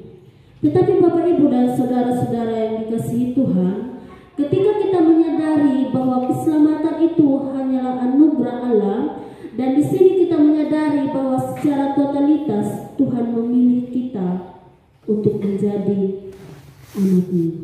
Saudara-saudara yang dikasihi Tuhan, saat ini juga begitu banyak orang-orang Kristen setia ke gereja, rajin ke gereja. Tapi kadang Tuhan juga menguji iman kita, seberapa besar iman kita kepada Tuhan. Saya kasih contoh, ketika kita sakit yang berat, lalu dokter bilang, sudah angkat tangan, silakan pulang ke rumah dan bisa berobat dan berdoa. Lalu hati kita mulai bercabang, saya ini harus kemana? Rumah sakit sudah tolak. Jadi satu-satunya yang saya harus lakukan adalah apa? Dukun. Kita mulai mencari dukun-dukun yang hebat, orang-orang yang hebat. Bapak Ibu dan saudara-saudara yang dikasihi Tuhan, lalu dukun mengatakan bahwa orang ini yang buat. Secara manusia, kita ini bukan hanya sakit secara fisik, tapi juga sakit secara batin. Karena kita sakit hati. Tapi ketika kita menjadi orang Kristen, ketika kita menyadari bahwa keselamatan itu hanya berasal daripada Tuhan, maka secara totalitas kita menyerahkan hidup kita kepada Kristus. Ada 3 hal yang perlu kita pelajari pada pagi hari ini. Bagaimana kita sebagai orang-orang Kristen menyadari bahwa 100% keselamatan itu berasal daripada Allah. Yang pertama, ayat yang keempat. Tetapi Allah yang kaya dengan rahmat, oleh karena kasih-Nya yang besar yang dilimpahkannya kepada kita, telah menghidupkan kita bersama-sama dengan Kristus, sekalipun kita telah mati oleh karena kesalahan kita, oleh kasih karunia kamu diselamatkan. Bapak Ibu dan saudara-saudara yang dikasihi Tuhan, yang pertama adalah dasar dari hidup dalam anugerah Allah. Dasar dari hidup dalam anugerah adalah kasih Allah. Bapak Ibu dan saudara-saudara yang dikasihi Tuhan, kasih Tuhan bagi kita itu begitu besar. Kasih Tuhan begitu besar di dalam kehidupan kita, dan kasih Tuhan tidak pernah berakhir bagi kita di sepanjang kehidupan kita. Kita bersyukur sebagai orang-orang Kristen bahwa Tuhan begitu mengasihi kita. Tuhan mati, disalib, lalu bangkit kembali. Itu menunjukkan dan Dia membuktikan bahwa Dia adalah Allah yang berdaulat di dalam kehidupan kita. Lalu sekarang apa yang membuat hati kita bimbang untuk menerima Kristus? Tuhan sudah membuktikan kasih-Nya yang begitu besar bagi kita, tapi kadang di dalam dunia kekristenan saat ini hati kita masih bimbang. Sebenarnya saya ini menjadi orang Kristen tujuannya apa? Saudara-saudara yang dikasihi Tuhan, maka kita sebagai orang-orang Kristen, ketika kita percaya dan mengakui bahwa Dia adalah Allah yang berdaulat di dalam kehidupan kita, maka kita akan memperoleh suatu keselamatan yang pasti di dalam kehidupan kita. Bapak Ibu dan saudara-saudara yang dikasihi Tuhan, mungkin kita semua yang hadir pada saat ini pernah mendapatkan suatu kado istimewa yang bagus. Kalau kita menerima sesuatu itu pasti kita sangat senang, bahagia, sukacita. Lalu kita mungkin berpikir ketika orang itu memberikan itu pasti dia tidak menuntut balas. Lalu kita menerima itu dengan senang hati, dengan sukacita. Nah, sama juga ketika Tuhan memberikan kita keselamatan, Tuhan juga memberikan itu secara gratis atau cuma-cuma. Tapi ingat Bapak Ibu yang dikasihi Tuhan, Ada suatu penghalang ketika kita menerima keselamatan yang Tuhan berikan. Penghalangnya adalah dosa. Kita berpikir saat ini ketika Tuhan memberikan saya suatu keselamatan dengan cuma-cuma, mungkin itu bisa berjalan dengan baik. Tidak. Ada suatu penghalang yang menghalangi kita untuk menerima suatu keselamatan daripada Tuhan adalah dosa. Bapak, Ibu, dan saudara-saudara yang dikasihi Tuhan, dosa ini adalah tembok pemisah antara kita dengan Tuhan. Saya ulangi, dosa itu adalah tembok pemisah antara kita dengan Tuhan. Sekalipun sekarang kita berpikir, ketika saya terus hidup di dalam dosa, di dalam kegelapan, saya kan tahu bahwa Tuhan itu kasih. Bapak, Ibu, dan saudara-saudara yang dikasihi Tuhan, Tuhan bukan hanya sekedar memiliki kasih, tapi juga keadilan. Ada sebuah cerita, di suatu negeri ini ada seorang kaisar. Lalu mereka ini memiliki suatu kekayaan yang banyak, makanan yang banyak. Lalu mereka mengumpulkan makanan ini, gandum dan yang lainnya. Dalam 1 tahun itu mereka mempersiapkan itu. Lalu kaisar ini memberikan suatu perintah, siapa yang mengambil gandum ini nanti dia akan diberikan suatu hukuman, yaitu akan digantung. Lalu malam-malam ini mereka apa? Ternyata ada yang mencuri makanan yang mereka sudah persiapkan. Lalu kaisar ini mengatakan kepada semua orang-orang yang ada di situ, sekarang cari siapa yang melakukan ini. Ini orang tua sendiri, tidak mungkin saya bisa menghukum dia. Lalu mereka mengumpulkan di tengah-tengah lapangan. Lalu ibunya ini disuruh maju. Sebelum dia dihukum gantung, lalu raja ini mengatakan apa? Saya begitu mengasihi ibu saya dengan sepenuh hati, jadi saya menggantikan dia. Jadi sekarang yang digantung itu bukan mamanya, tapi seorang kaisar. Jadi secara manusia ini sebenarnya apa? Dia juga mengasihi ibunya dan dia juga adil bahwa dia juga menyerahkan diri untuk dihukum gantung. Nah, sama dengan Kristus, ini sebenarnya suatu gambaran bagi kita. Tuhan mengasihi kita dengan kasih yang begitu besar. Tapi Tuhan juga adil.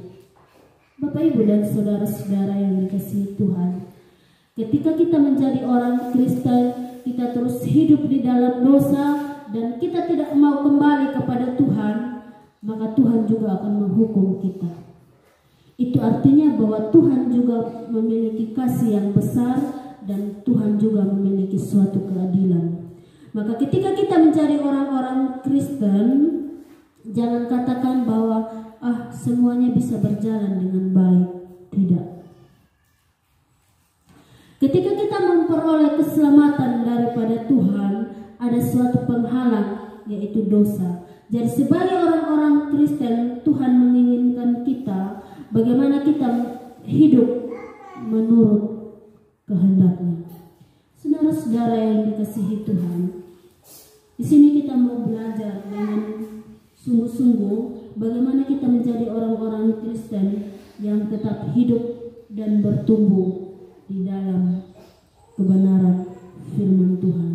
Lalu hal yang kedua yang perlu kita pelajari adalah pengalaman dari hidup karena anugerah, ayat yang ke-6.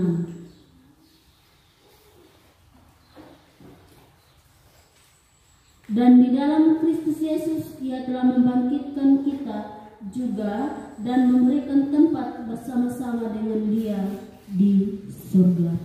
Bapak, Ibu, dan saudara-saudara yang dikasihi Tuhan, Tuhan sudah begitu berkorban untuk dosa dan pelanggaran kita. Lalu ketika kita dengan sepenuh hati menerima Kristus sebagai Tuhan dan Juru Selamat di dalam kehidupan kita, maka secara otomatis kita akan memperoleh suatu pengharapan yang pasti di dalam Kristus.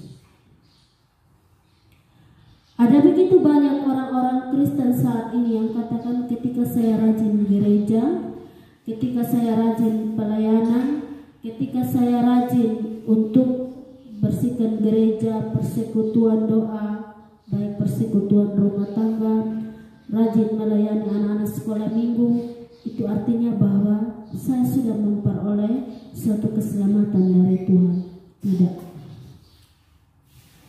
Kita setia saat ini dengan sungguh-sungguh untuk melayani Tuhan, itu bukan suatu jaminan bahwa kita harus memperoleh suatu keselamatan dari Tuhan. Kita sungguh-sungguh melayani Tuhan, setia beribadah, tapi kita tidak sungguh-sungguh menerima Kristus, bagaimana kita memperoleh suatu keselamatan daripada Tuhan.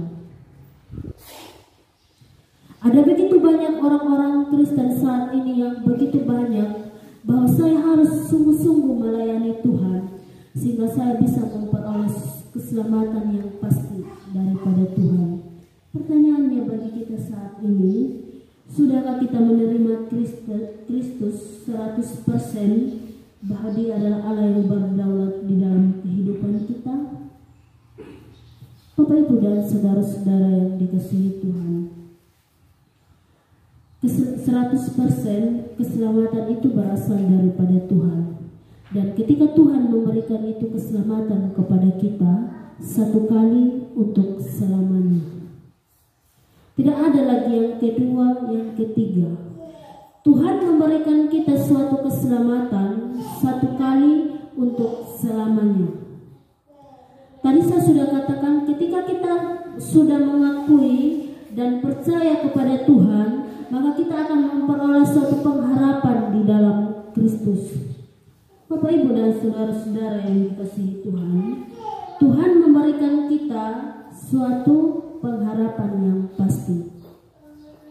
Jadi secara totalitas, ketika kita menyerahkan hidup kita kepada Tuhan, maka kita juga harus percaya kepada Tuhan dan memiliki suatu pengharapan di dalam Kristus. Tuhan selalu memberikan kita suatu pengharapan yang pasti. Dunia tidak bisa memberikan kita suatu harapan yang pasti.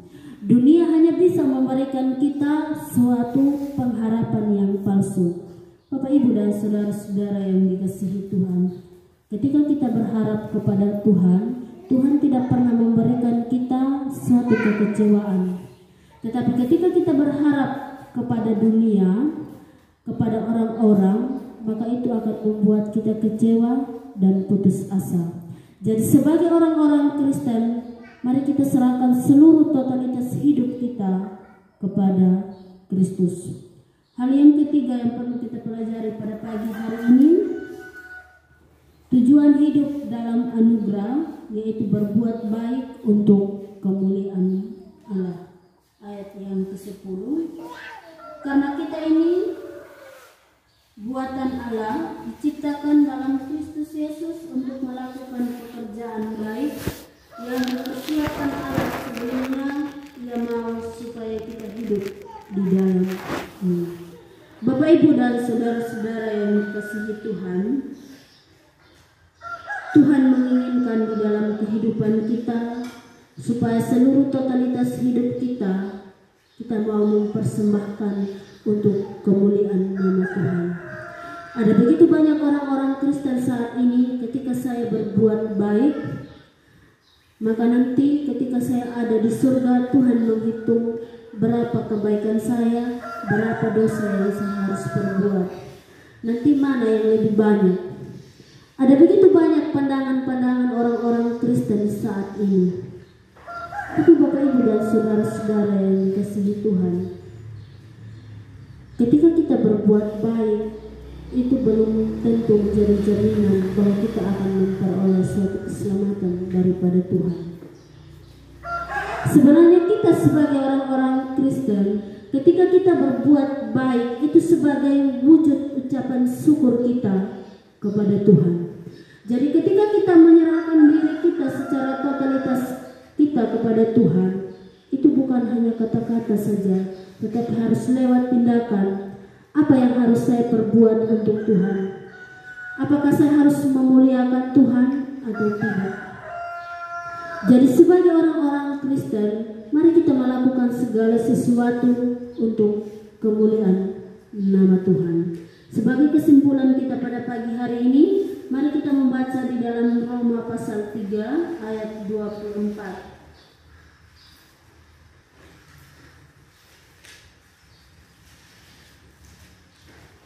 Roma pasal 3 ayat 24. Dan oleh kasih karunia telah dibenarkan dengan cuma-cuma karena penebusan dalam Kristus Yesus. Biarlah kita sebagai orang-orang Kristen tetap percaya menerima Kristus sebagai Tuhan dan Juru Selamat di dalam kehidupan kita. Amin. Mari kita berdoa.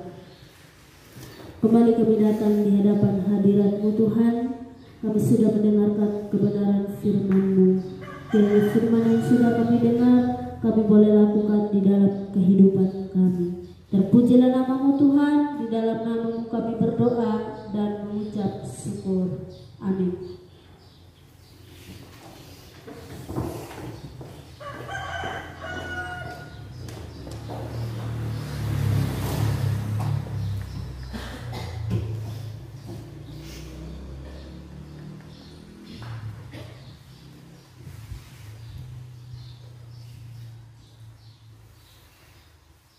Mari kita menanggapi firman Tuhan dan pujian himne nomor